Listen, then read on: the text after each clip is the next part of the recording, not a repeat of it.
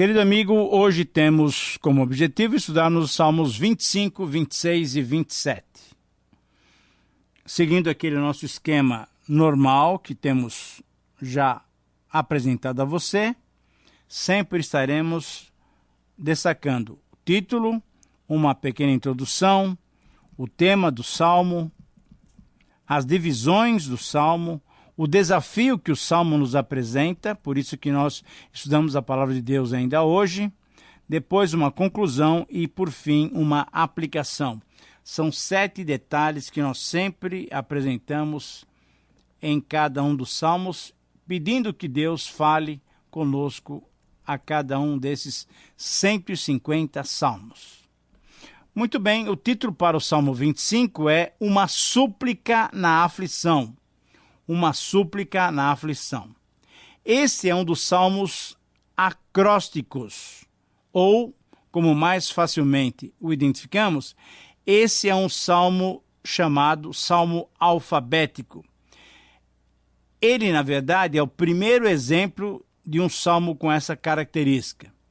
Você deve se lembrar que nós mencionamos isso na introdução ao livro dos Salmos. O alfabeto hebraico continha 22 letras. Nesse salmo, cada versículo começa com uma letra hebraica diferente. E ele usa 21 delas ao início de cada versículo. Repete apenas uma delas no último versículo, uma letra já usada, num pedido em que o salmista deixa de ter a sua atenção voltada apenas para si mesmo, e agora, lá no versículo final, ele ora em favor do povo. No versículo 22, ele diz: Ó Deus, redime a Israel de todas as suas tribulações. Mas então, em cada um dos 21 versículos, ele vai usando uma letra diferente para cada início do versículo. Esse é o chamado salmo acróstico. O tema do salmo é muito claro, é muito importante para nós assimilarmos. O assunto que se destaca nesse salmo é claramente perceptível. Esse salmo detalha a súplica do homem que confia no Senhor e tem a certeza de que não será envergonhado.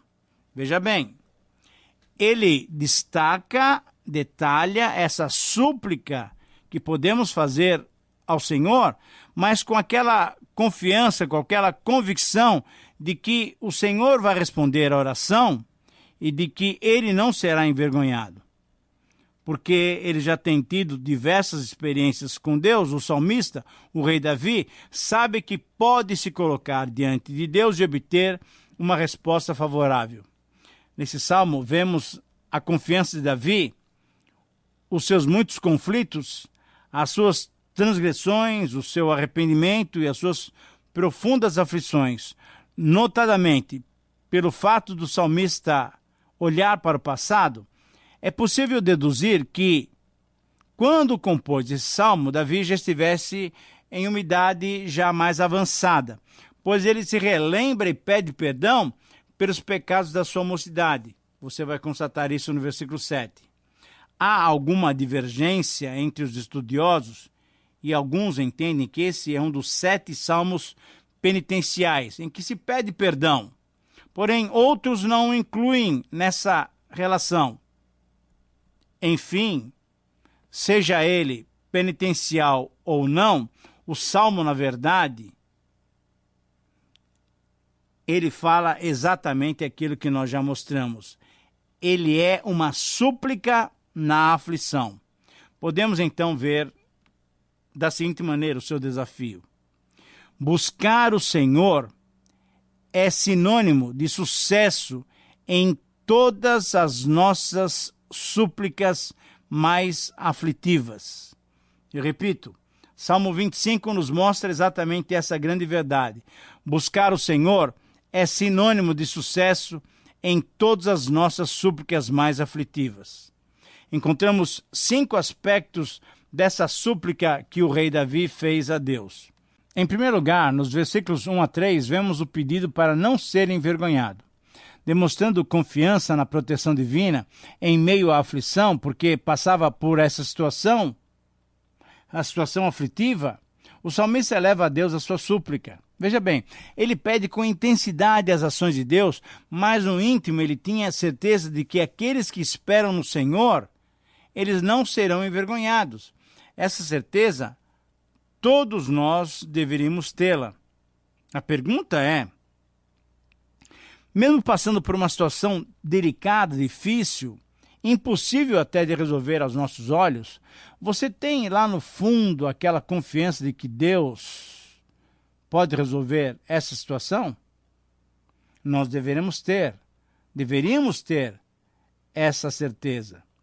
Nos versículos 4 a 7, em segundo lugar, temos o pedido para ser instruído. Nos versículos 4 e 5, Davi pediu que Deus o guiasse e o instruísse.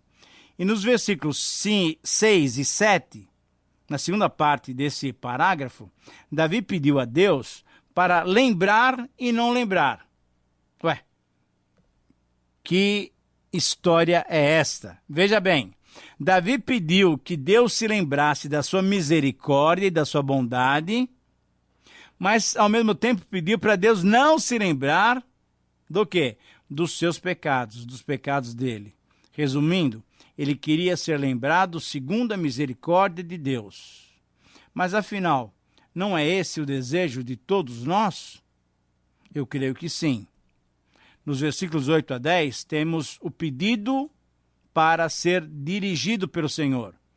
Deus, por ser bom e reto, aponta o caminho aos pecadores e guia os humildes, ensinando os mansos.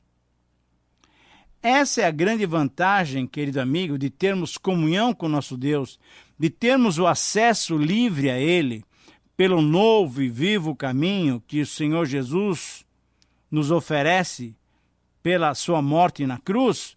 Nós podemos pedir para Deus, podemos entrar diante da presença do Senhor, pedindo para Ele a sua direção, a sua condução. E isso acontece agora através do Espírito Santo. Quanto mais damos lugar ao Espírito Santo, mais chance temos dele nos dirigir os passos, dele nos conduzir por caminhos seguros. Em terceiro lugar, nos versículos 11 a 15, vemos o pedido para a intimidade. Davi pediu perdão por causa da grandeza do nome de Deus. E ele fala das bênçãos da comunhão com Deus de uma maneira muito clara, nos versículos 12 a 14. Nos versículos 16 a 21, temos o pedido de proteção. Aqui Davi pediu compaixão e proteção para não ser envergonhado, renovando o seu pedido que ele tinha feito anteriormente. Na verdade, o seu pedido é para que ele não fosse desmoralizado, pois tudo que ele simbolizava e representava corria esse mesmo risco diante dos homens não tementes a Deus. Considera as minhas aflições e o meu sofrimento e perdoa os meus pecados, disse Davi. Considera os meus inimigos, porque eles são muitos, e eles me abominam com ódio cruel. Guarda minha alma, que eu não seja envergonhado, pois em ti me refugio. Sim, querido amigo, quando nós pedimos essa proteção de Deus, nós estamos envolvendo o nome de Deus também, porque o nome de Deus está sobre a nossa vida. Será que nós temos honrado esse nome? Será que nós temos dignificado esse nome? Será que o nome de Deus sobre nós tem sido glorificado ou tem sido ultrajado no meio dos iníquos e homens ímpios? Essa é uma pergunta muito séria. Por isso, no versículo 22, concluindo o Salmo, Davi não olha mais para si, mas ele encerra a sua súplica com um apelo para a salvação também de todo Israel. Essa é uma característica interessantíssima em Davi. Ele era alguém que se abria, que conversava com Deus, que se derramava diante de Deus, mas ele nunca deixou de entender e de se responsabilizar pela grande tarefa que ele tinha de representar, de governar, de reinar sobre Israel. E aqui vemos mais uma vez ele orando não apenas por si, mas orando, suplicando pela salvação de todo Israel. É possível aplicar esse salmo às nossas vidas? Sim, sim. E a pergunta que se faz é: qual é o seu procedimento nas horas de aflição? Lembre-se bem do verso 12. Quando tememos o Senhor, ele nos instrui com segurança sobre qual o caminho que devemos escolher. Essa é uma garantia especial para aqueles que temem o Senhor. Querido amigo, a minha oração é que você tema o Senhor. Sendo que temer o Senhor é levar Deus a sério, eu pergunto, você tem levado Deus a sério? Você tem considerado Deus na sua vida? Se você tem considerado Deus, se você sabe que Deus está presente no seu dia a dia, então você o teme. E se você o teme, pode saber que ele instrui com segurança sobre qual caminho você deve escolher. Chegamos agora então ao Salmo número 26. E no Salmo 26, nós vamos encontrar uma oração pela inocência. Sim, esse é o título do Salmo, uma oração pela inocência. Ou, se você assim desejar, uma oração reivindicando a sua inocência. Uma oração em que você expõe diante de Deus a sua inocência. Veja bem, esse é o último dos 4 salmos chamados Salmos da Inocência. Introduzimos esse trecho da palavra de Deus mostrando exatamente isso. Em diversas ocasiões, o salmista defende a sua inocência diante de Deus. Você deve se lembrar, se você tem nos acompanhado, que um outro autor fez em diversas ocasiões uma representação diante de Deus, declarando que ele era justo. Será que você se lembra a quem eu estou me referindo? Ou a quem eu estou me referindo? Você aí acertou, exatamente. É a Jó, exatamente. Jó, por várias vezes sendo confrontado pelos seus amigos, dizendo que ele estava sofrendo por causa dos seus pecados, ele clamava e dizia ao Senhor: Deus sabe que eu sou justo, Deus sabe que eu sou inocente. Nós já estudamos os Salmos 5, 17, o 7 também, e agora o 26. São salmos que revelam a inocência do salmista, e nesse caso específico de Davi. Se fossem esses salmos interpretados isoladamente, eles dariam a ideia de que a salvação é por mérito humano, por justiça própria. Mas quando lemos esse salmo no contexto de todo o livro dos Salmos e nos contextos específicos da vida e dos salmos de Davi, por exemplo, no Salmo 25, no versículo 7, no contexto do restante da Bíblia, nós podemos perceber então que esse salmo não está dizendo que o homem pode se salvar por mérito próprio. Não. Nem Davi, nem qualquer outro homem poderia ficar em pé diante da santidade de Deus por sua justiça própria? Não, de jeito nenhum. Implicitamente, Davi sabe que a sua justiça, que a sua justificação ainda dependia da misericórdia de Deus. E assim também nós da nova aliança, na época da graça, devemos reconhecer que mesmo sendo justificados pela fé em Cristo Jesus, podemos nos apresentar justificados apenas porque fomos declarados justos, isso é, porque recebemos graciosamente essa declaração por parte de Deus pelos méritos do nosso Senhor Jesus Cristo. O tema do Salmo é o ponto mais alto que se vê nos versículos 6 a 8. Ali o salmista declara o seu amor pela habitação na casa do Senhor. E assim é possível entender que o tema do Salmo é uma reivindicação da inocência do salmista ao demonstrar na prática da sua vida, ele demonstrou o seu amor pelo Senhor. Agora, o que tem a ver isso com a habitação na casa do Senhor?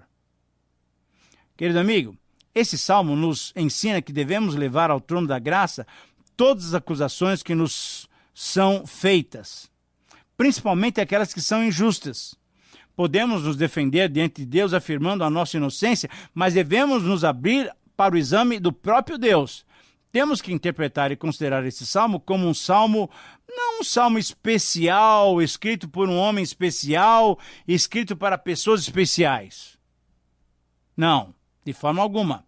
Conforme já dissemos, e a própria Bíblia afirma, não há justo nenhum sequer.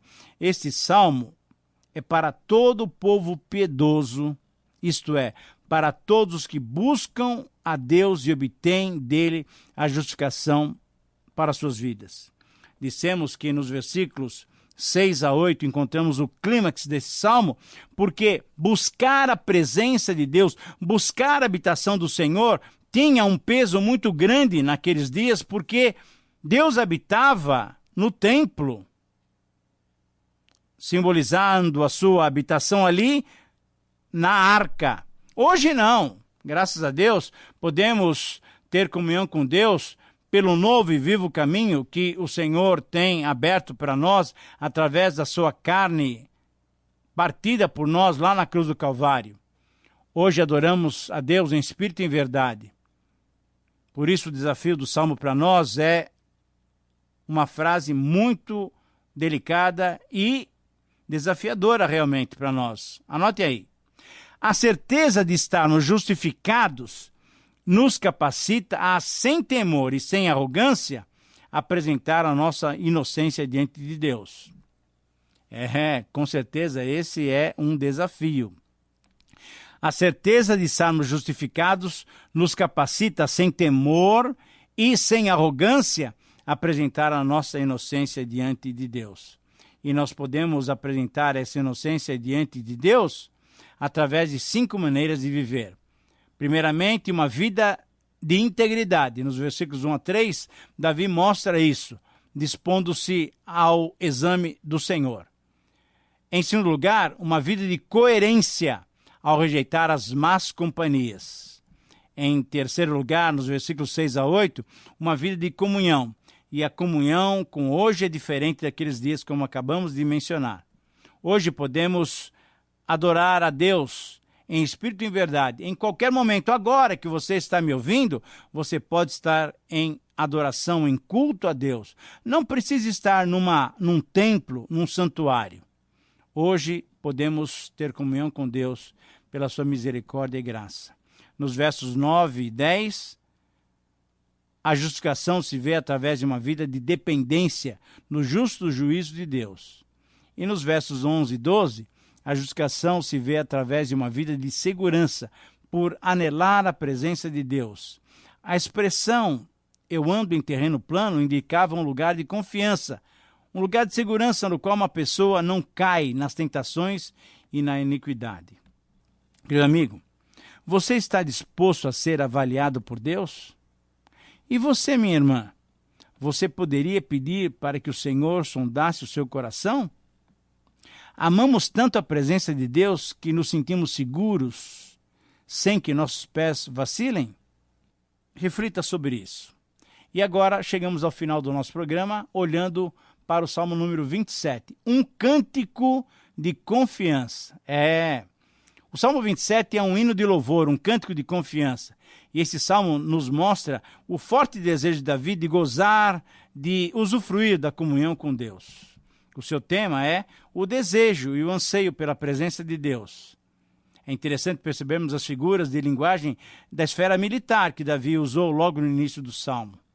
Se estourar a guerra contra mim, são expressões que nos remetem a uma situação do exército. E ele sabia que ele podia confiar no Senhor. Por isso ele ansiava pela presença do Senhor. O desafio do salmo para nós é o seguinte: só quem confia no Senhor pode sentir-se animado enquanto espera pelo Senhor. Eu repito, só quem confia no Senhor pode sentir-se animado enquanto espera pelo Senhor. E nós temos 7 demonstrações de uma vida de animada confiança no Senhor. Em primeiro lugar, demonstramos confiança no Senhor em ter o Senhor como a nossa luz.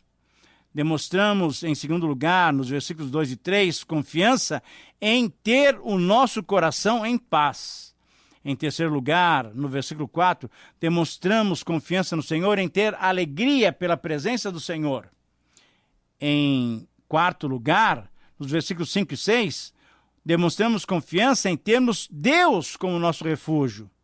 Em quinto lugar, nos versículos 7 a 10, nós demonstramos a nossa confiança no Senhor por podermos recorrer a Ele em todos os momentos necessários. Em sexto lugar, nos versículos 11 e 12, confiamos no Senhor, demonstramos a nossa confiança nele, porque nós sabemos que podemos ser dirigidos por Ele. E, finalmente, em sétimo lugar, demonstramos confiança no Senhor em saber que podemos esperar pelo Senhor. As respostas à oração, por vezes, demoram. A sua oração é sempre respondida imediatamente? Com certeza não. Saiba que nem sempre elas serão atendidas conforme o nosso querer e nem tão rapidamente quanto a desejamos. Davi aprendeu a esperar no Senhor. Esse é um exercício para a nossa fé. Saber que vamos ter a resposta, mas saber que nós vamos tê-la no momento, no tempo de Deus. Você está disposto a caminhar dessa maneira? Querido amigo, um grande abraço e que Deus lhe abençoe. Até o Salmo número 28. Terminamos mais uma apresentação do programa Através da Bíblia. Esperamos que você nos escreva dando a sua opinião sobre o que ouviu. O nosso endereço é Caixa Postal 18.113, CEP 04626-970, São Paulo, São Paulo. Ou pelo e-mail atravesdabiblia@transmundial.com.br. Este programa foi produzido nos estúdios da Transmundial. Meu pecado sei, expirou na cruz, e por graça sem igual.